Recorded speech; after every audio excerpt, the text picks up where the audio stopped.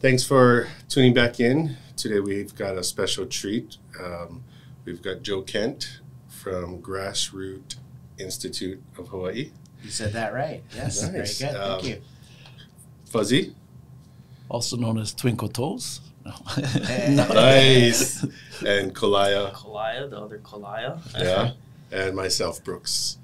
And we are back, and we've got some cool stuff to talk about today. Well, you are Insta-famous. Insta-famous. That's funny. I never thought of myself as famous. I just think of myself as making silly videos on Instagram that no one watches. But apparently some people watch these things, yes. so that's good. That's how it happens. Yeah. Cool. Exactly. You want to give us a little insight? Tell us about yourself and how you got to where... Okay. Well, I am actually just a professional nerd, you might say. We have the Grassroot Institute is a research organization, a think tank. Mm-hmm. We just have a bunch of people in there with calculators and glasses and trying to figure out why is the cost of living in Hawaii so high? You know, why is milk so expensive? Why does it cost so much to ship things here? Why is housing so expensive? And we try to take an approach that doesn't always think about the government as the solution. So, you know, a lot of times people, that's their gut instinct is like, oh, the government should fix this. Or the man. Yeah, the man, right? And so for us, though, we're really focused on how can we solve this ourselves, you know, without the government, you know, and also, are there any areas where the government might be getting in the way of a solution? And so that's kind of our philosophy and the way we view things. But we try to make it funny on Instagram and explain it in a way that a 5-year-old could understand. So, yeah. That's interesting you said that. I learned recently that one of the best prompts, if you're going to talk to ChatGPT, is you come up with your topic and say, so that a 5-year-old can understand it. And then it's broken down so that it's, because you're on, you know, on social media or on video, like it's straight to the point and they understand it. So it's funny you said that. I'm always asking ChatGPT to treat me like a 5-year-old. So yeah, but I actually, my background was as a music teacher in the public school system, and I taught 5-year-olds. And so, you know, I had to teach, you know, complex music theory and conducting and beats and tempos and lyrics. In a way that a 5-year-old could understand. And so I left teaching. It was too hard to make it as a teacher in Hawaii because, you know, the cost of living so high. With the year I left teaching, the school that I was teaching at on Maui had a big flux of teachers leave at the same time just because they couldn't afford, you know, the housing there. And the west side of Maui is one of the most expensive places in the state, and teacher salaries are the same no matter where you live. And so I was wondering how to fix the problem, and so I joined the Grassroot Institute. Nice. Is it a nonprofit? It's a nonprofit, 501c3. We have donors from all over the state, around 500 donors who just give what they can because they like what we do. So, nice. Yeah. Mahalo to the donors for providing us with sponsors, right? Yeah. Without you guys, we wouldn't be able to hear all these conversations that need to be talked about and brought up. And ultimately, if you can figure out what's causing the problem, then you can devise a solution for it, right? Right. So that's right behind you. Bro, thank you, Lone Depot, for appreciate letting us do this too as well. So cool. Lone Depot's been pretty supportive of everything that we're doing. So, and then, you know, that brings me back to the beginning of what I think kind of brought us here was, or for myself, I know each of us are kind of on the same wavelength, but the unique perspective for me, it was your DPP episode and talking about that.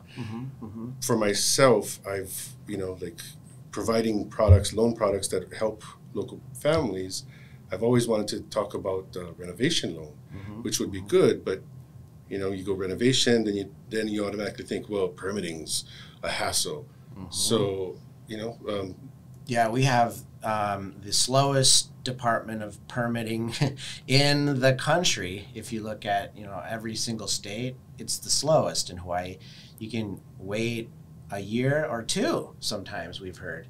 The average is less than that, maybe 100 or 200 or 300 days. But, when you're getting over 100 days to wait for a permit, that's too long. I was in a town on the mainland called Sandy Springs, and Georgia, and there was a little permitting office there, and one person standing in line, and I was like, how long is it going to take you to get your permit? And right there, he got it. It's the same day.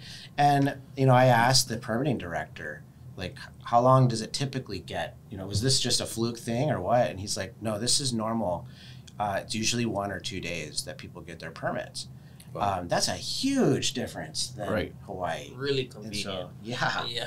And so I asked him, like, what happens when you get a backlog? Like in Hawaii, we've got a huge backlog, hundreds of permits, And he said what they do is they blow the whistle and bring in the cavalry. And the cavalry is private company that comes and helps them out, contractors. So they hire a bunch of contractors, and then they get through a big slog of permits, and then when they're done, they fire them, and then they're back down to the small government team, right? Yeah. And so they never have a backlog, really. It's always quick. Now, in Hawaii, it's hard to do that because we have this law that says you can't do that, basically. That they can't bring in outside help? You can't bring in outside help. That's right. We have a state law that's basically makes hiring private contractors illegal if it's for a work that's typically done by a government worker. And so that's why work from... Right. It could take away work from government is the theory, right? But at the same time, it causes a big problem for the public. I mean, they're supposed to be public servants, right? And so, the same is true, by the way, not just in the permitting department, but in a bunch of other areas. Yes. Look at trash pickup on Hawaii Island. What a pain in the neck that is. You have to drive to Kona to throw away rubbish. Yeah, so, that's right. And that's the pickup. But they were trying to actually privatize the waste management there, and they couldn't. They went to court. They lost the case on the Big Island. So, that's a bunch of savings that we are missing out on. But anyways, in the Department of Planning and Permitting, that's the big problem. Is you're not allowed to hire these contractors. So. Yeah, I mean, and then they have different divisions like Hawaiian Electric. You have, the Board of Water Supply, and then they also made this storm water thing. Like, what the heck is this? Like, so it just, there's so much layers. Oh, yes. Which is frustrating for, say, a mom and pop or grandma and grandpa wanting to, add an extra room for the kids or the grandkids. And it's just frustrating to see, and more people are moving away because of this stuff. So it's sad, that we have to wait this long for permits. I just spoke with a fireman yesterday for an hour. He applied for a permit in October, and he's kind of been in the dark, kind of went through this process with DPP. And he actually did file a formal complaint to them and all of this other stuff. But just another example, just another example. I mean, I was talking to the director of the Department of Planning and Permitting a year ago, and about all these problems and what can we do about it, and asking him questions. He was trying to do something, and then a month later he quit. So he felt defeated. Maybe that was it. But they can't even answer their phone sometimes. Yeah, I personally have called them multiple times throughout the day, and they don't even answer. And there's a huge. I mean, it's human beings that work in that department, and they're probably very good people, but they're just in a bad system, I think. Old system, outdated, and undermanned system too. They're missing tons of people. They're trying to hire people to but even if you hire everyone for all the spots, you still have to train them, right? And there's all this institutional knowledge that you need as a permitting reviewer that all of the people who left the department have, and they took that knowledge with them now, right? And so that's another thing slowing this whole process down. So turnover. Oh, the ones that got fired that was trying to help the community, right? I mean, that's right. But then you've got well, there's some people who were bad apples in the department Yeah, too. yeah. I mean, there were, people who were charged with taking bribes, and that was a big story. At least 5 people that we know of were in that. Some people went to jail for that. And again, I think it points to the bad system. Though. If we've got a system where there's such a huge incentive to take a bribe just so you can get. They were probably in trouble or in an area of need. Right. And what put them there? Yeah, I mean, if you've cost of living here. Yeah, and if you've got a project that takes a year or 2 and your business is floundering, well, it kind of makes sense that you want to bribe someone to try to get through the department. So. Yeah. So I can kind of see where they're coming from. Not that I condone that. I don't condone that. Yeah. Not that I condone it either, but that's already an example of it can get expedited, right? So like, how can they expedite it the right way? Scale on the right way, right? That's Because right. somebody else has expedited it and gotten it through quicker. But how can you do that at scale and help more people the right way, not not taking How old is that law? bribes? Oh, well, that law that I mentioned that prevents privatization is at least 20 years old. I think that case that I mentioned on the Big Island happened in 1999. So these are ancient laws. We're being ruled by ancient laws, written by ancient people, who For a some different have time. long passed long ago. We're being ruled by the dead in a sense. And some of these things need to be updated. So, For sure. yeah. Times change. Well, and it's a good thing they actually are trying to update the law too. In Honolulu, they've got a home renovations bill, Bill 56, that was just signed by Mayor Blangiardi, and that's going to help a lot. Basically, what it says is if you want to repair your home, if you want to renovate, repair. You don't have to get a permit. You can have an exemption for under $10,000. So if you got repairs up to $10,000, you can just kind of do it without a permit. That's great. But $10,000 is still kind of small, though. Yeah. That's barely even putting new roof on. Yeah. That's right. Yeah. I mean, if you've got to redo your floor and put in another sink or something, you're out of luck. So. It's a good start. I mean, before it was $5,000. They doubled that to $10,000. They need to just blow the lid off that, I think. Yeah, instead of creating a bottleneck. Yeah. And they're not really getting ahead of the problem, right? They're just like barely keeping up with it. That's true. They're just adjusting for inflation at this point. Yeah, exactly. so they're reacting instead of acting. Exactly. Right. So then applause, for that they did that. And then the other one is Bill 6, which is a bill that would allow for third-party review. So basically, it would allow people to self-certify their own permits. Not everyone, but a certain select people in the private community that we trust, can self-certify their own plans. But now you think, wait a second. Who's watching the watchdogs, right? Right. And what if they just become a rubber stamp and just self-certify bad plans or something like that, right?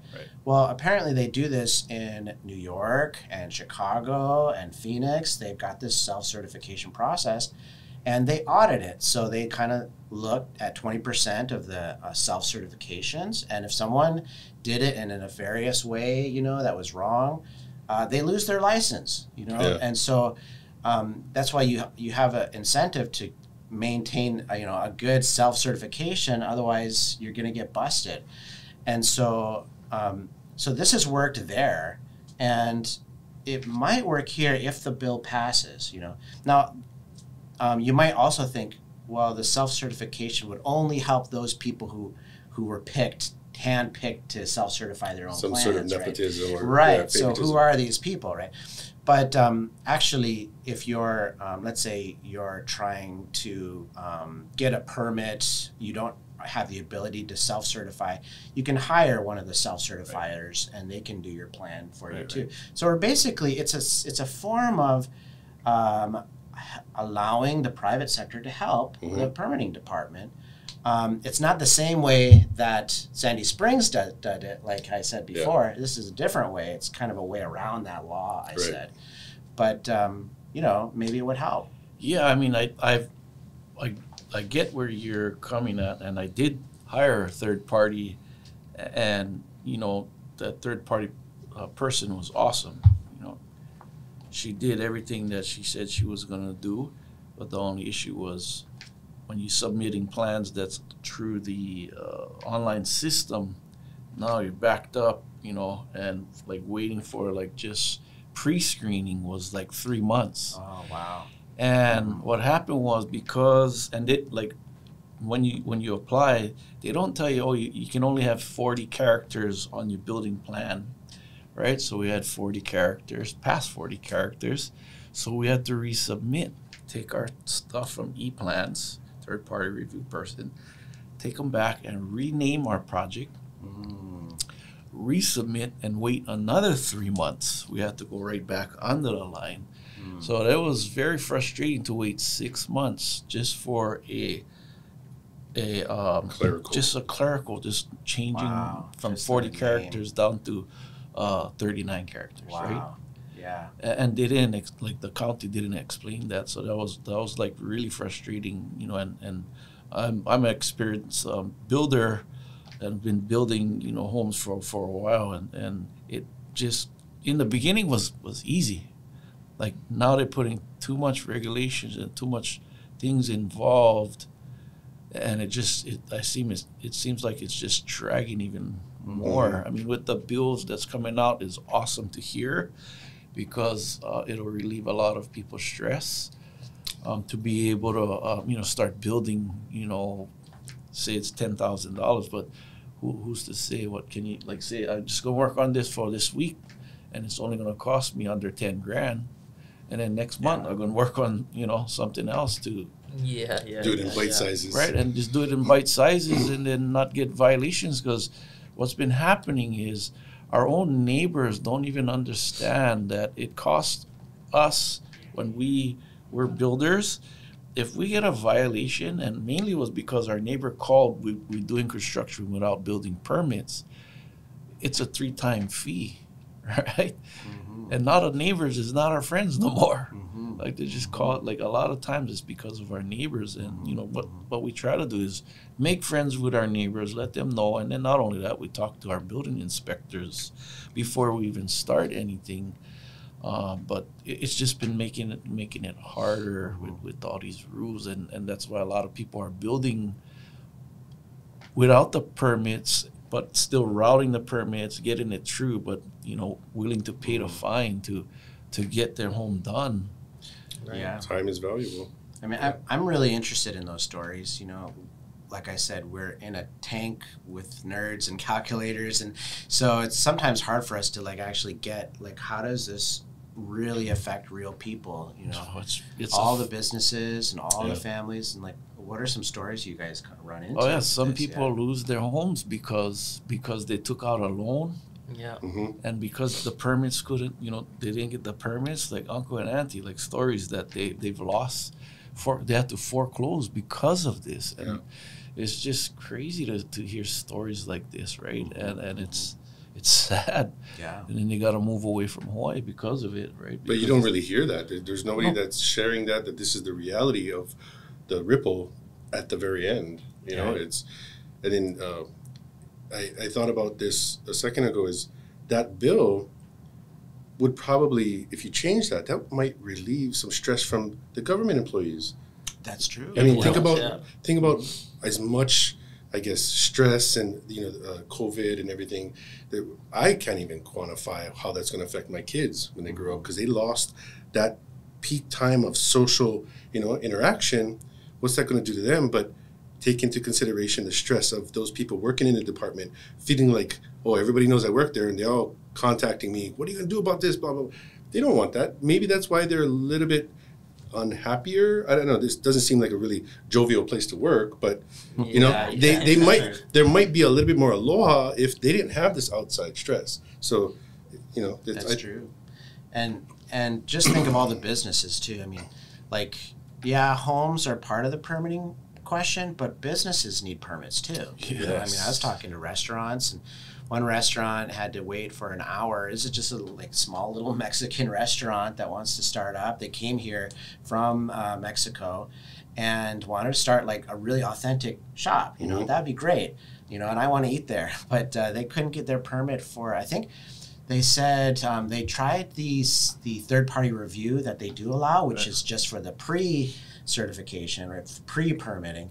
And that quickened the process from 2 years to 1 year.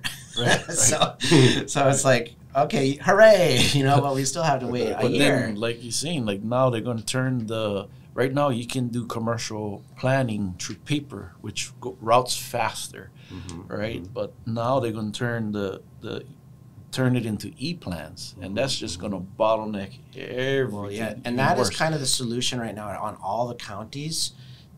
Instead of addressing the regulatory maze, the nest of regulations and everything, they are trying to export this problem to computers, you know, and say, computers will save our problems. All we need to do is like have a website and then just submit something online, you know.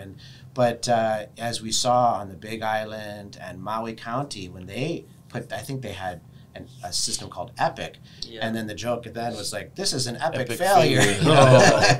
But now I haven't looked at that recently. I mean, maybe it's helped, but at least when, you know, the transition to online was kind of brutal for some people though. Right. So yeah. But the hope was that it was going to streamline things, right? Right. And keep it more organized, kind of like a CRM type system. Yeah. But that's not the case. Well, you know, they used to publish how many permits they were getting through every month, you know.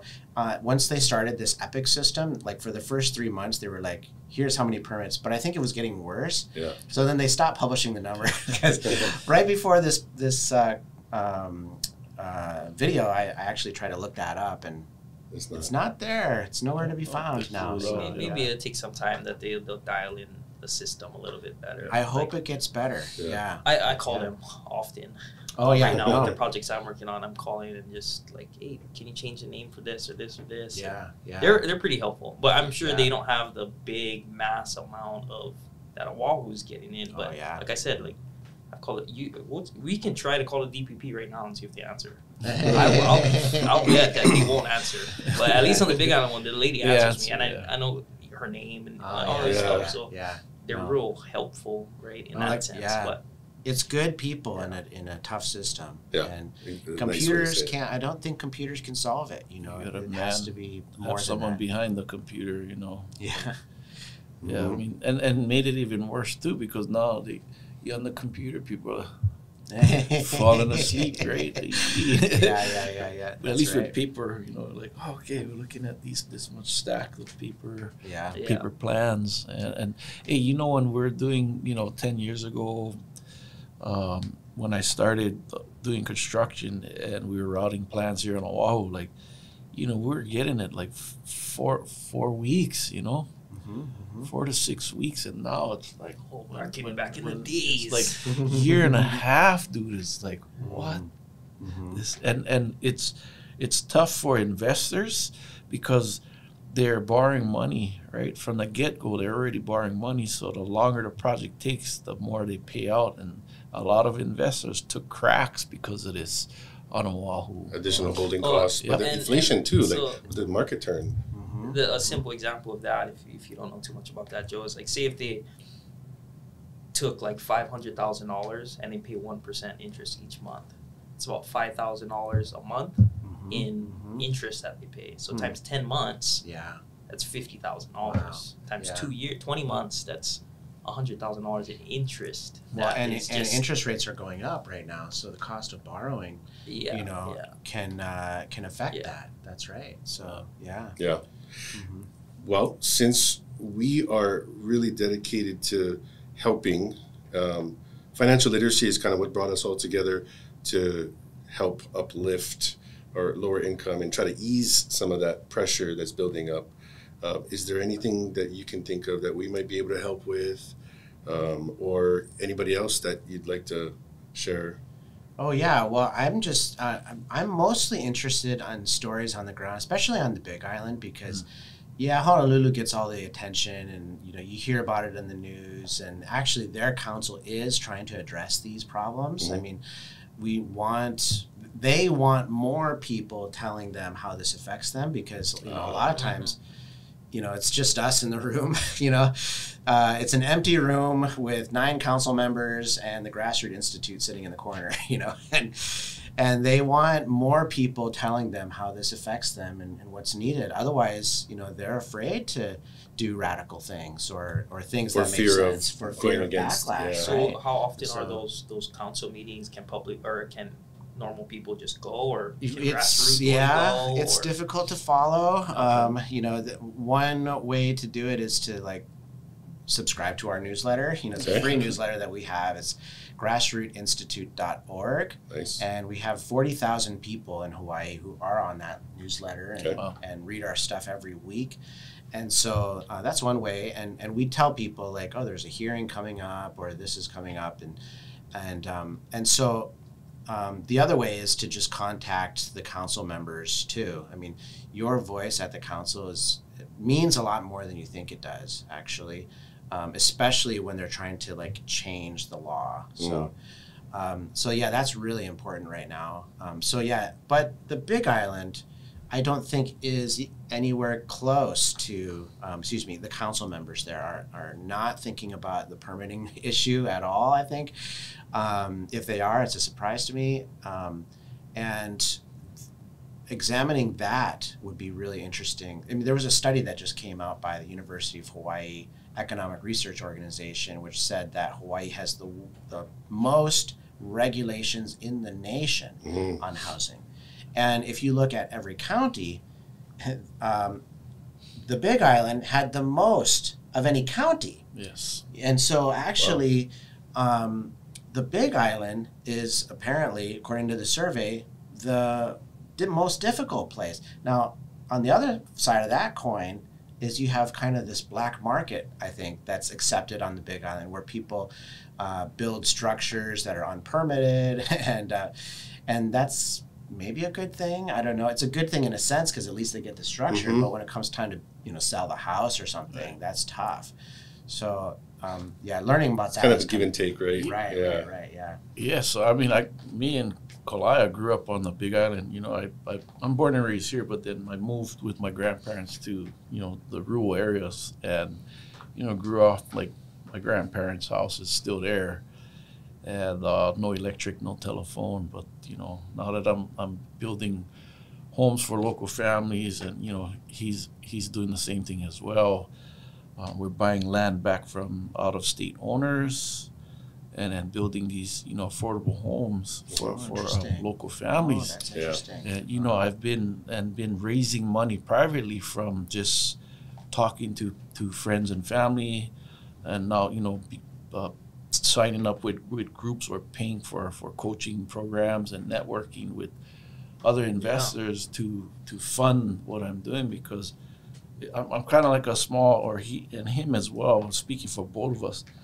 It's challenging to find funding when you tell your person that's going to fund you money, there's lava zones, right? Like how are you going to protect their funds to build something to for them to invest in and trust you, right? So it was not easy. It was not an easy road, but I like every day I still am doing, and now he's jumping on board, and we're looking for more people that want to get involved, because it's the last place where it's still affordable to buy land. Yeah. It's the last place you can really build right now. And there isn't these large D.R. Horton companies. There isn't these other huge mass developments, Core Ridge, Ho'opili, all of this stuff. These more grassroots. It's more grassroots, and it's only going to be local people that either invest in it or that build it, private companies that are building the housing. They believe in the mission. Right? And is there still a demand? Of course. Is there still people moving from here that are going there when they could just hop over, right? So we kind of provide an option for that. But even to touch on the black market, unpermitted stuff, where he grew up, where I grew up, if you tell me an inspector drives all the way in the middle of this unpaved area, tell you, hey, that's unpermitted. It would be crazy. Yeah. If we took you in those certain areas, you'd be like, where And are then we? they don't And have that's the how it was growing resources. up there. Yeah. That's how it was growing up there. I was just like, where am I? But I never was really exposed to like bigger cities and stuff like that, right? Or even here, like I didn't even know what a freeway was. Like moving over here, it was just like driving on the freeway was like a joyride. Yeah. Driving to the H Street tunnel was like crazy. Yeah. So Yeah. yeah, it's real rural over there. But I don't know about the Kona side and their permitting. I haven't done too much stuff over there, but yeah, he's been dealing with the permitting process in Hilo a lot more. Yeah, before, like in the beginning, I would route my own plans. So I'd have someone who I knew was a draftsman, and the architect would stamp the plans. So instead of going to Hilo, because Hilo was slower, You go to Kona. I would drive to Kona, Oh, submit the that's plans, interesting. right? Yeah, okay. You know, in the Yeah. beginning, this Volume, is the beginning of stages. Uh-huh. Like I'm going into like 11 years doing the same thing over and over. Uh-huh. I've never changed my system because it's not broken, Mhm, right? mhm. You find the land, you get it at a good discount before, get it cheaper than retail. Then my build cost is low enough to be able to sell these homes at affordable prices. So, I see. but back then, when the paper plans were in effect, like I would get my permits faster if I would, put them in Kona, Yeah. and that was like the secret. Don't tell nobody. But people found out, and then more and more people, and then because more and more builders started building, there was a backlog, Yeah. and then my Yeah. permits took like 6 months, 9 months, but that was the longest. I think was 9 months it took to get my building permits on the Big Island.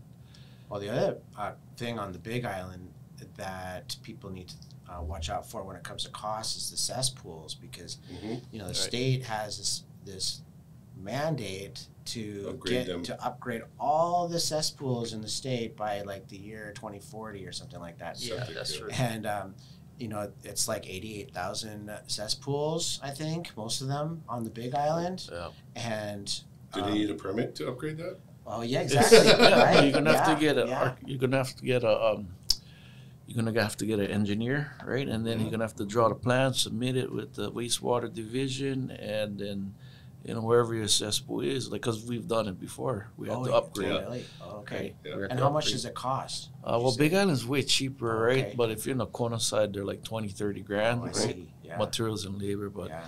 Big Hilo side is more like I would say like 9 grand, 10 grand. I've come across that in the buying process. So when the buyers are going to do their home inspection, or maybe the appraiser will come in and take a look at it, and they've had to have that done Right. as a part of the purchase transaction, and they didn't expect to incur that cost. Yeah. So, Yeah. so is there, it sounds like maybe these guys are the Big Island guys. I mean, I went to high school up there Oh, too yeah. for a little bit, so that's kind Well, of. I'm a Big Island boy myself. Yeah, see? Actually, yeah. I actually just last week I went to my high school reunion in Hilo High. I was Right. on the planning committee, class of 2000. Funny, Yeah. planning Go committee? Vikings! Yeah, the planning committee. Yeah, it's a lot quicker than the permitting department, but yeah. But anyways, I had a bunch of people that it seemed like many of my classmates had seen me on Instagram, and they were like, "Hey, Hey, we agree brother." with what you're Yeah. saying on that thing."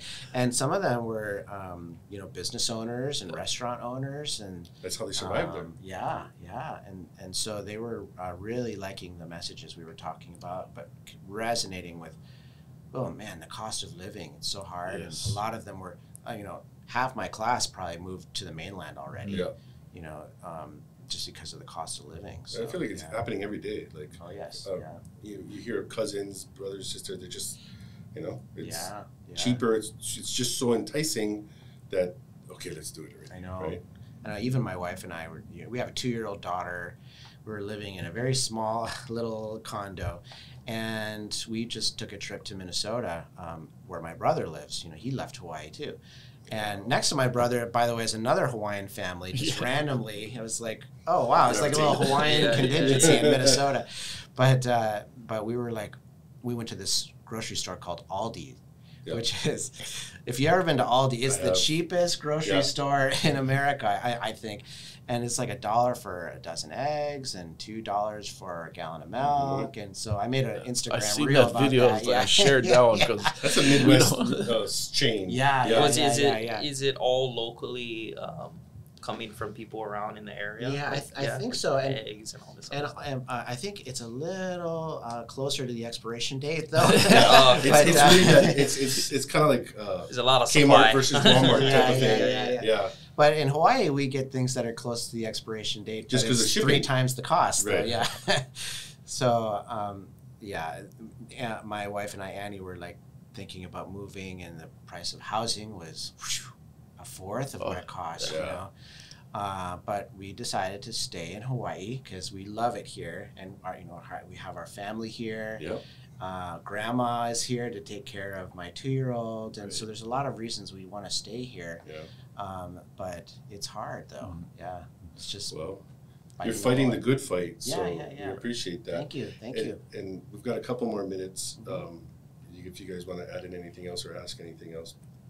Yeah, I mean, we're just trying to show appreciation. Oh, thank you. For you to put up whatever you put up on social media, and what you're talking about just gravitated to what we're into. So that's why I started sharing, and people like, bro, where'd you find this guy? Yeah. I think one of the biggest things is awareness is great. Yeah. Awareness is great, but action along with awareness is what's gonna get us over these barriers. So I think any way the people can help you, either where it's the newsletter or us coming to a meeting, or I think we're going to the Big Island. Yeah, or creating, those those testimonies maybe on your website, so you can present it to the council. That's gonna really move the needle. I think it's great to repost the stuff, but how can we, once we repost it, be like, we know a lot of people that deal with problems with the permit, be like, hey, you guys come,